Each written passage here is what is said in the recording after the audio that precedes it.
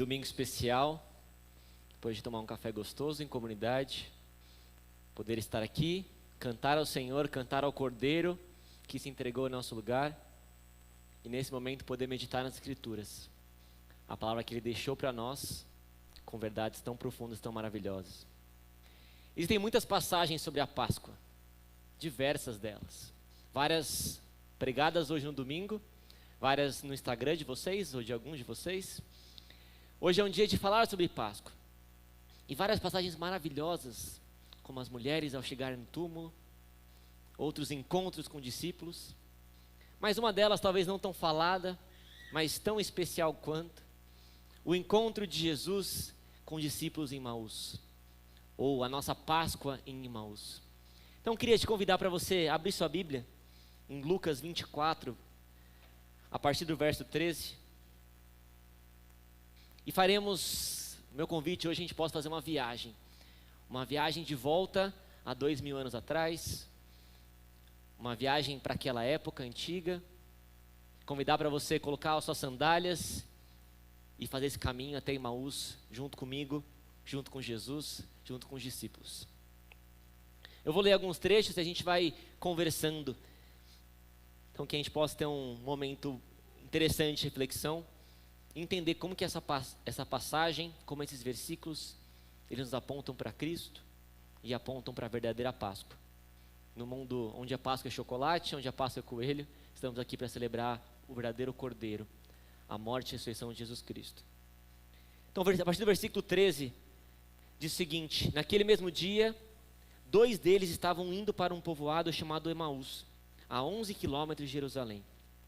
No caminho conversavam a respeito de tudo o que havia acontecido. Enquanto conversavam e discutiam, o próprio Jesus se aproximou e começou a caminhar com eles. Mas os olhos dele foram impedidos de reconhecê-lo. Ele lhe perguntou: sobre o que vocês estão discutindo enquanto caminham? Eles pararam com os rostos entristecidos. Qual que é a primeira coisa que você faria depois de ficar 3 dias em coma? Ou depois de uma semana viajando fora de São Paulo, o que você faria primeiro?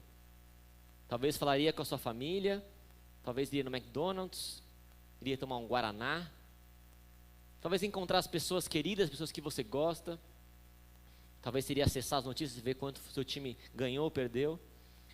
Talvez você faria várias coisas diferentes se você ficasse 3 dias em coma. E aqui nós vemos Jesus, que não estava 3 dias em coma, mas depois de 3 dias, o que ele decide fazer? Ele podia chegar lá nos romanos e falar: ó, não deu certo, cara, tenta de novo. Ou podia chegar para os sacerdotes e falar: não deu certo também, quem sabe numa próxima vez. Ou ele poderia simplesmente ir pescar, ou comer um pão tostado ali na brasa.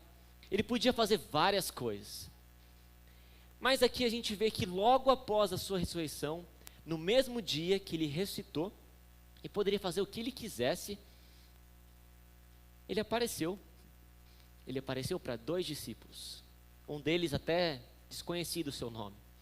Ele apareceu ali numa estrada, por uma cidade distante, por um vilarejo distante, a 11 quilômetros, distante para quem caminhava, né? O pessoal não tinha carro, hoje 11 quilômetros a gente faria em poucos minutos, mas uma boa caminhada, uma cidade não tão conhecida e tão famosa, e Jesus se encontra ali com aqueles discípulos. Jesus vai ter uma conversa com eles. Jesus se interessa pelo que eles estão falando. E a gente vê nesse trecho aqui que eles estavam preocupados, eles estavam chateados. O Messias tinha acabado de falecer, o Messias tinha acabado de morrer.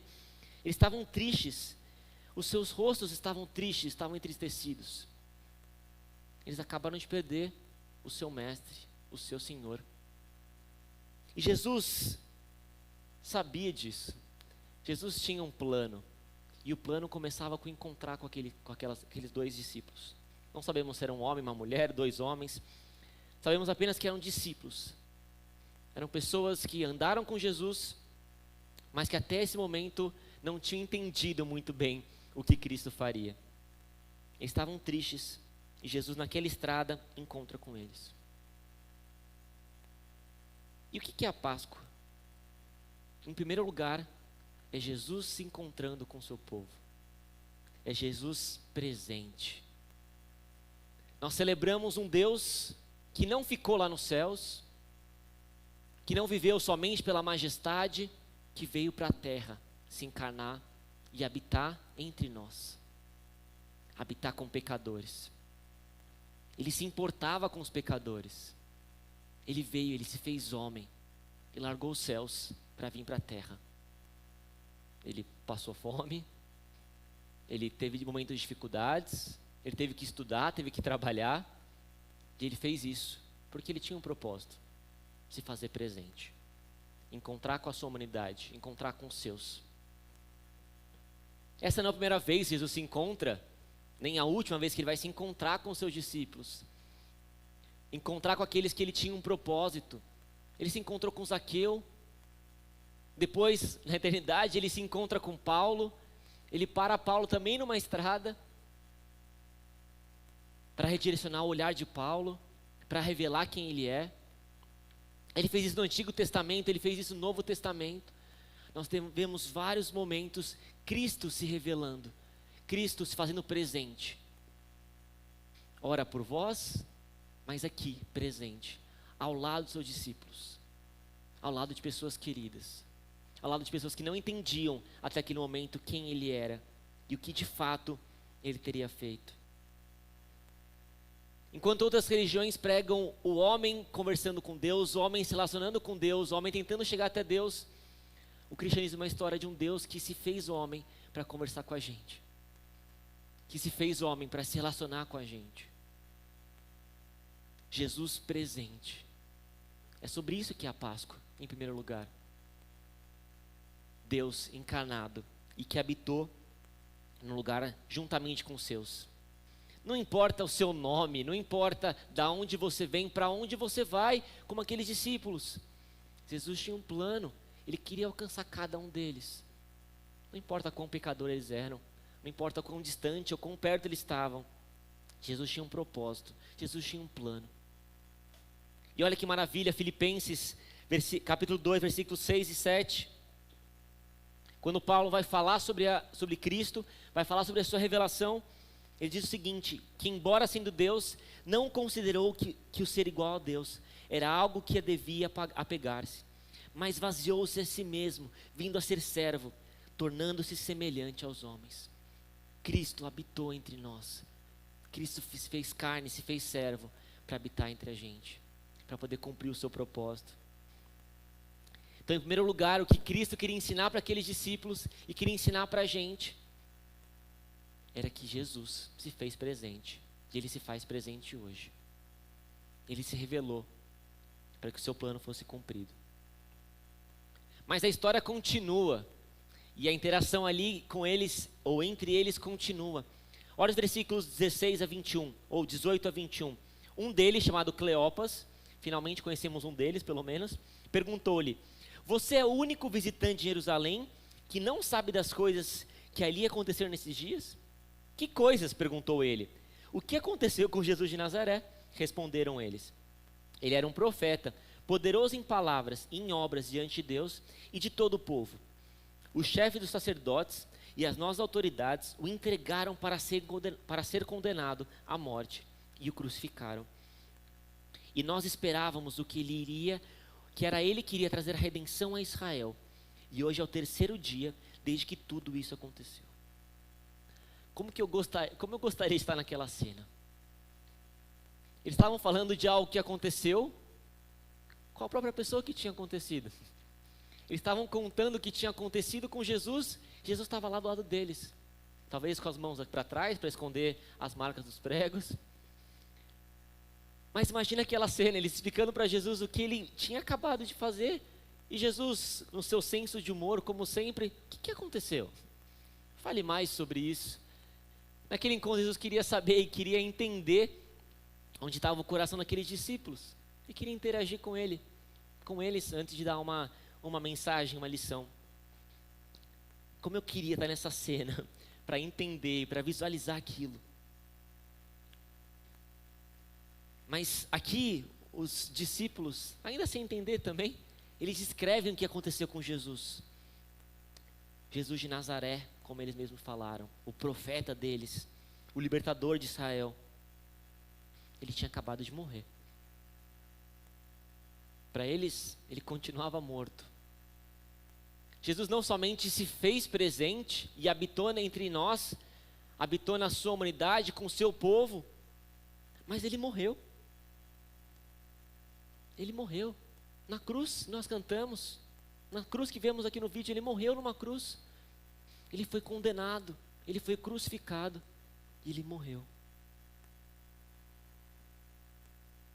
Muitos daquela época acreditavam que Jesus seria quem iria salvar aquele povo, o grande libertador que os tiraria do domínio do Império Romano. Uns achavam que ele era um grande profeta, alguém com grandes ensinamentos, com grandes lições, com grandes verdades. E não é muito diferente de hoje em dia, muitas vezes. Pessoas têm visões distorcidas de quem Cristo é. Ele foi um grande líder, um bom homem, mas foi somente isso. Ou ele ensinou grandes coisas, mas a gente pode separar algumas coisas. Algumas coisas foram legais, outras nem tanto. Ou pessoas que socorrem a Jesus somente nos momentos mais difíceis, ou que socorrem a Ele para pedir alguma coisa, para querer alguma coisa. Pessoas sempre tiveram uma distorção de quem Jesus é. E discípulos naquela época também, assim como aqueles dois ali. Mas Jesus era muito mais do que um profeta. Ele era muito mais que o libertador do povo de Israel. Ele era o Salvador, que precisava morrer para que a gente pudesse ter salvação, para que a gente pudesse ter redenção. Era necessária a morte de Jesus. Através da sua morte, nós teríamos vida. Ele realizou muitas coisas aqui na terra. Ele ensinou, ele realizou milagres, ele fez muitas coisas e as pessoas vinham até ele. Mas em nenhuma delas ele falou, está consumado. Depois de nenhum milagre, ele falou, está consumado. Ou depois de uma grande pregação como o Sermão do Monte, ele falou, não, agora está consumado. A única vez que ele falou está consumado foi na cruz. Logo após entregar o seu corpo, o seu espírito. Porque foi para isso que ele veio. Era necessário que por conta dos nossos pecados houvesse um Salvador, houvesse um Redentor para morrer em nosso lugar, para pagar o preço pelos nossos pecados, para aplacar a ira de Deus numa mão e para estender a sua mão para a humanidade, para nos redimir, para nos perdoar, para nos oferecer perdão, para pagar a nossa culpa. O salário do pecado é a morte. É necessário que alguém morresse, e Cristo se fez homem, se fez servo para morrer em nosso lugar.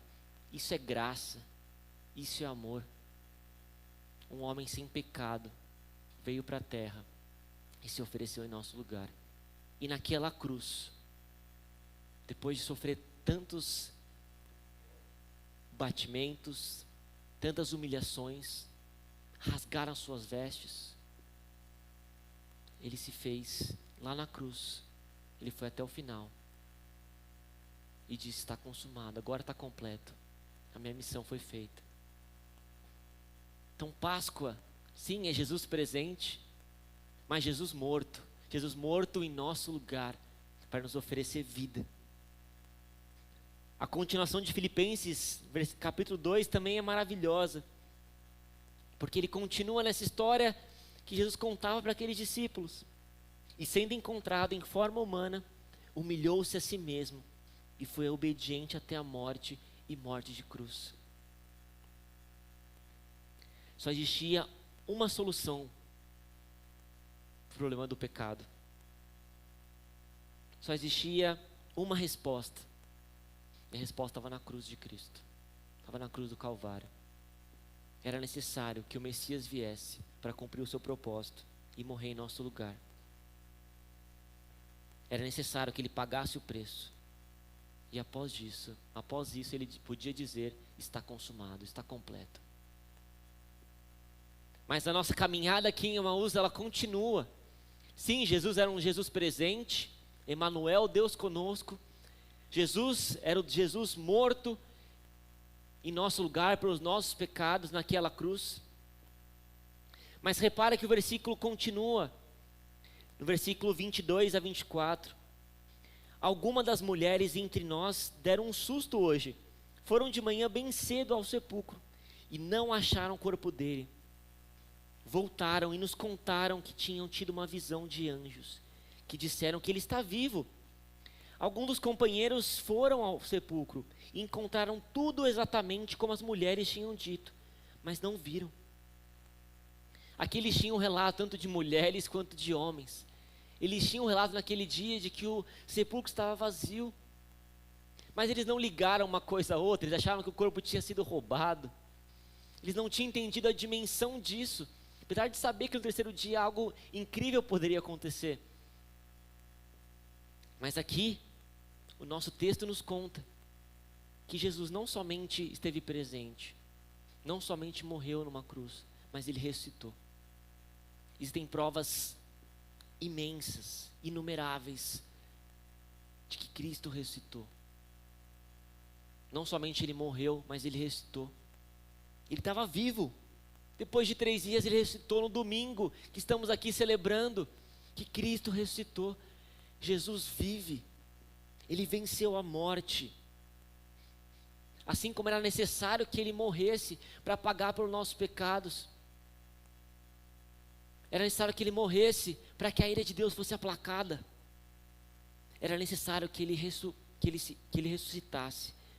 Era necessário que ele vencesse a morte. Ele não somente venceu os nossos pecados, como ele venceu a morte. Não somente venceu o nosso pecado, como venceu a condenação, a consequência que era a morte. Era necessário que Cristo ressuscitasse. Era necessário que ele estivesse vivo, para que de fato ele fosse o Salvador, para que de fato ele fosse o Messias. 1 Pedro 1,3, olha que versículo interessante.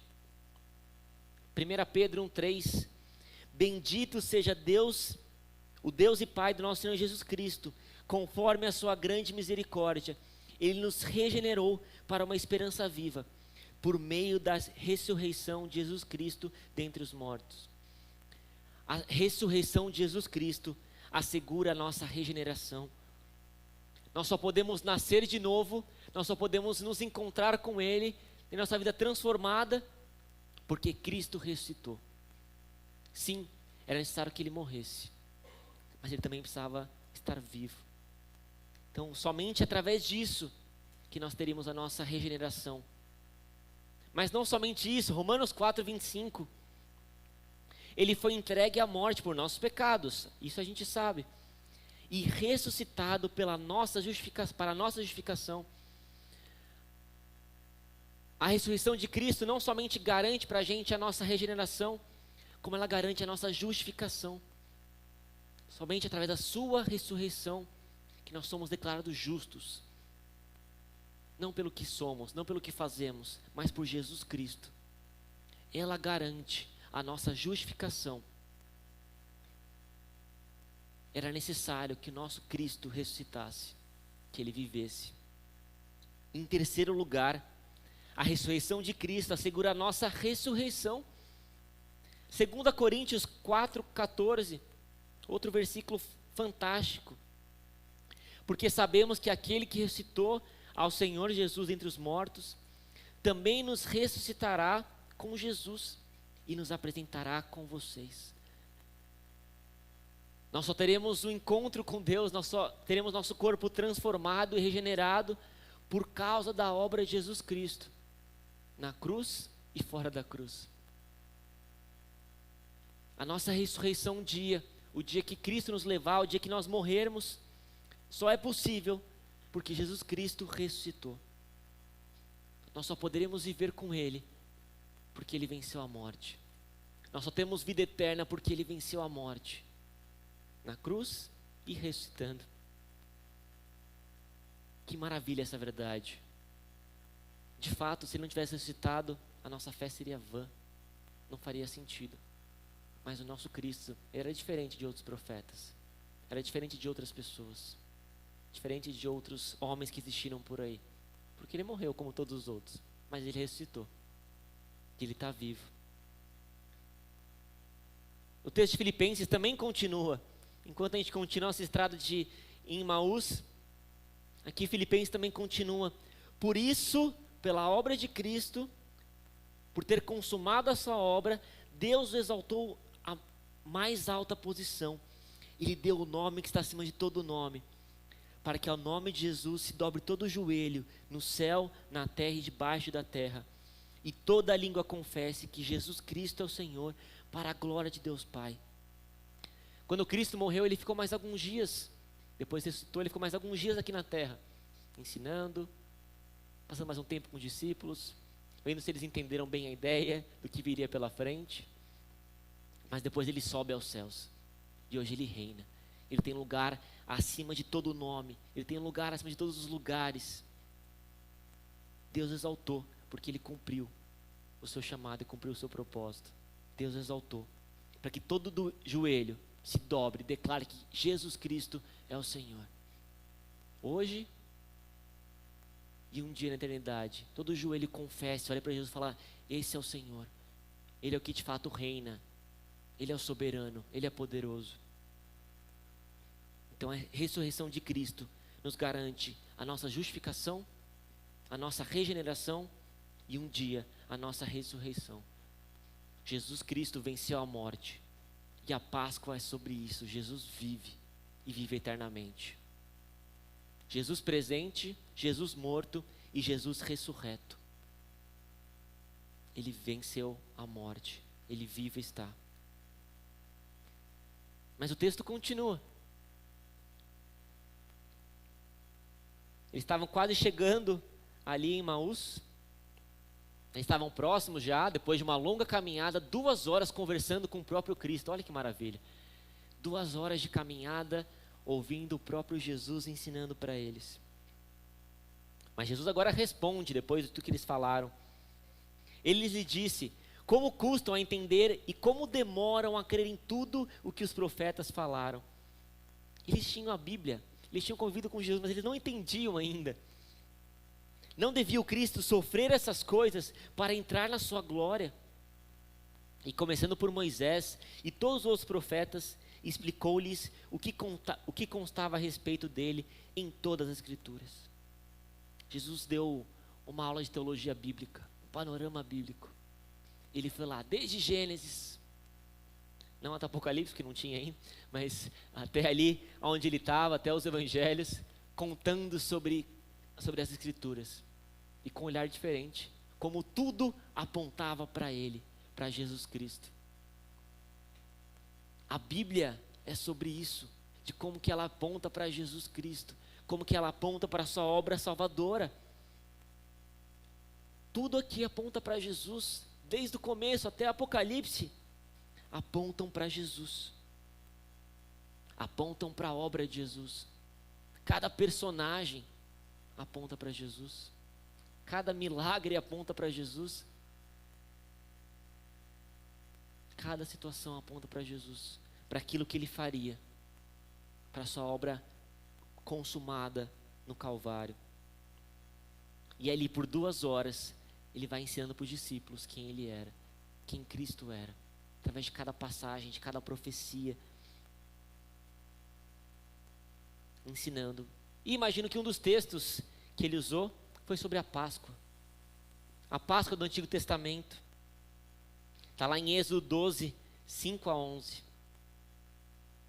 Primeira celebração da Páscoa, Páscoa judaica. Êxodo 12, 5 a 11.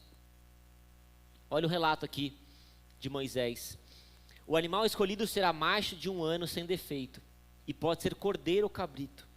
Guardem-no até o 14º dia do mês, quando toda a comunidade de Israel irá sacrificá-lo ao pôr do sol. Passem então um pouco de sangue nas laterais e nas vigas superiores das portas das casas, nas quais você comerão o animal.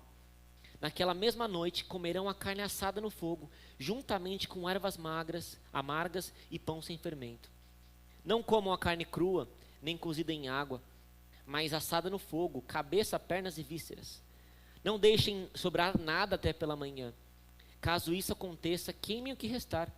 Ao comerem, estejam prontos para sair, cinto no lugar, sandália nos pés e cajado na mão. Comam apressadamente. Essa é a Páscoa do Senhor. Os judeus celebravam e celebram hoje em dia quando Deus, de forma miraculosa, tira o seu povo do Egito. Aqui, na noite anterior, quando Deus mataria os primogênitos, ele sugere que o pessoal passe ali o sangue no umbral da porta, que o povo se preparasse para que de fato ele pudesse sair em busca da terra prometida. E de forma maravilhosa, Jesus faz um milagre, ele abre o mar, ele realiza proezas. E até hoje os judeus comemoram essa data, comemoram a Páscoa como esse dia. E de fato Deus fez muitas coisas nessa Páscoa. De fato ele fala que essa é a Páscoa do Senhor. Quando ele realiza grandes feitos, grandes obras, quando ele liberta o seu povo do Egito. Mas é interessante como esse texto nos aponta para Jesus, nos aponta para um Salvador. Repara, o animal escolhido será macho de 1 ano sem defeito. Pode ser cabrito ou cordeiro. Quem que é o cordeiro sem defeitos? Jesus Cristo. O cordeiro entregue. Passem também um pouco de sangue nas laterais, nas vigas superiores das portas e das casas nas quais você comerá um animal. De quem que é o sangue derramado que nos livra da morte? Jesus Cristo. Naquela mesma noite comerão carne assada no fogo, juntamente com ervas magras e pão sem fermento. Quem que é o pão? Jesus Cristo, o pão da vida. Interessante como aqueles judeus, aquelas pessoas naquela época, sem perceber, estavam ali desfrutando de uma ceia, estavam ali com elementos que apontavam para Jesus. Aquela primeira Páscoa, celebrando que Cristo, o que Deus fez, o que Deus faria, também era um lembrete, também era um apontamento de que haveria um cordeiro que seria entregue, e o que seu sangue seria derramado, não para a gente cobrir nossas portas, mas para cobrir nosso coração, para ter o sangue que purifica do pecado. Jesus é o verdadeiro Moisés, que liberta o povo da escravidão do pecado. Jesus é o primogênito que não tem sua vida poupada, mas oferecida em favor de muitos.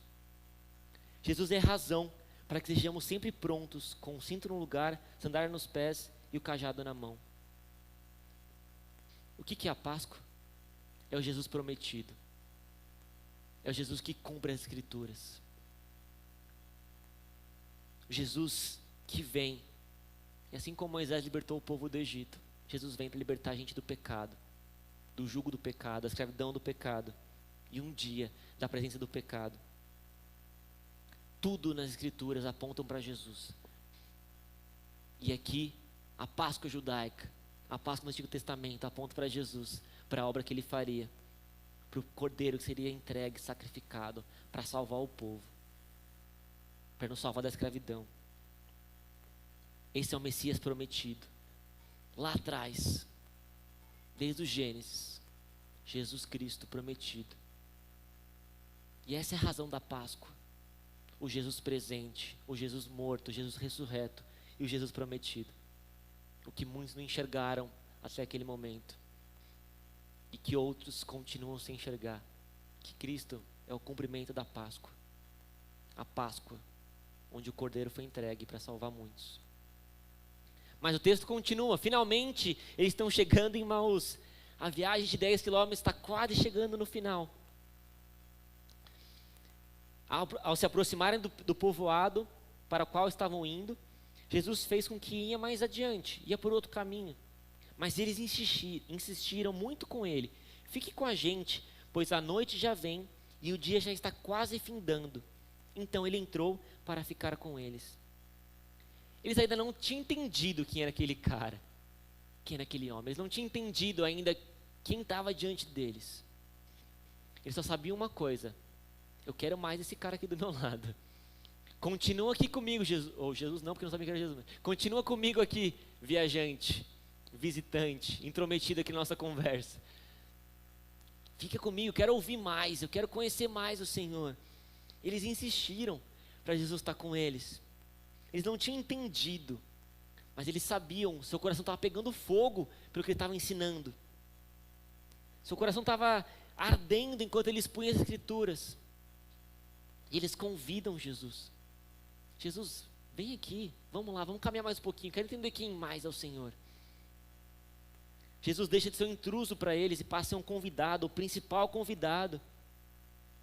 Eles chamam para a casa deles, para ceiar com eles, para ter um tempo com eles, para construir algo íntimo, como era uma refeição numa mesa. Se no final de uma tarde, sexta-feira, eles tinham perdido o libertador deles, nessa noite eles estavam encontrando o libertador do pecado deles. Se numa noite, num fim de tarde, eles perderam quem eles amavam muito, eles estavam encontrando e conhecendo uma nova pessoa, que era a mesma pessoa, mas eles não sabiam até esse momento.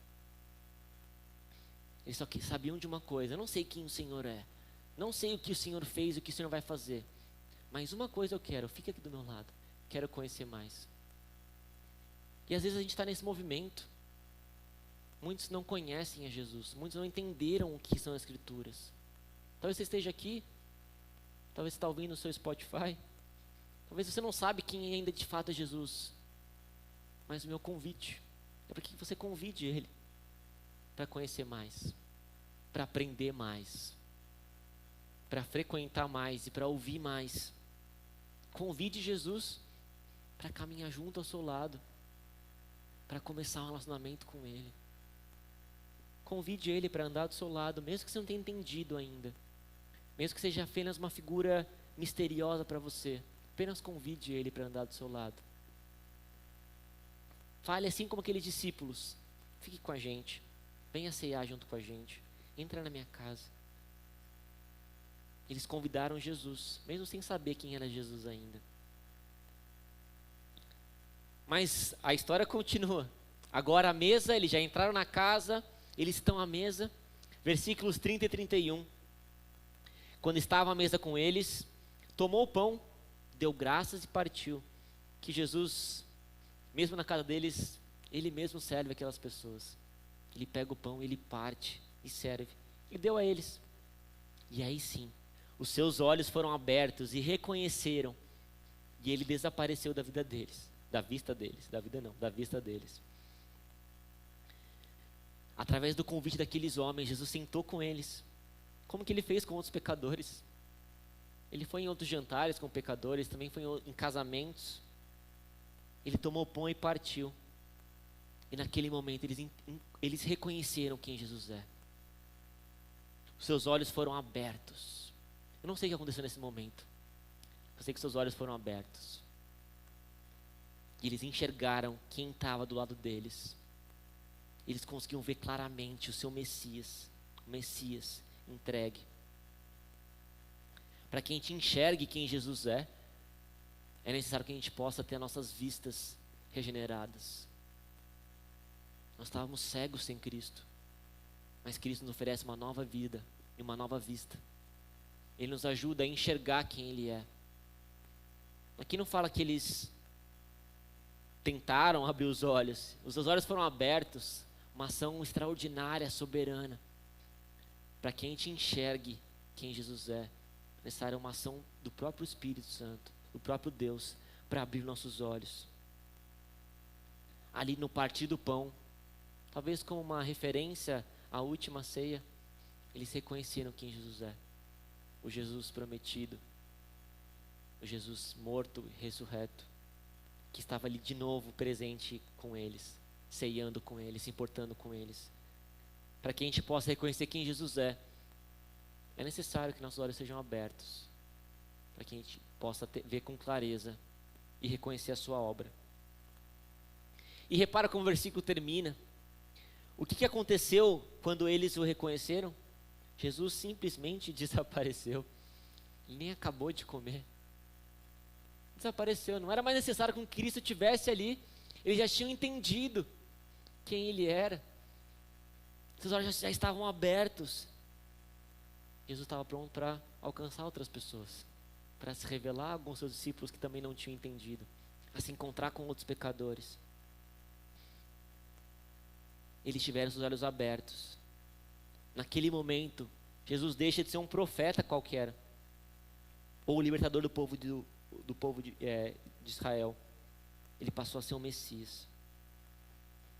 E a Bíblia promete que um dia Ele vai voltar para acabar essa refeição e vai convidar aqueles 2 discípulos e cada um de nós, para celebrar com Ele, para acabar aquela refeição com Ele, para festejarmos a sua volta e o seu retorno. Um dia essa refeição que começou aqui em Emmaus vai continuar, não somente com os 2, mas todos aqueles que confessaram Cristo como seu Senhor e Salvador. Mas a história ainda não acabou. Versículos 33 a 35.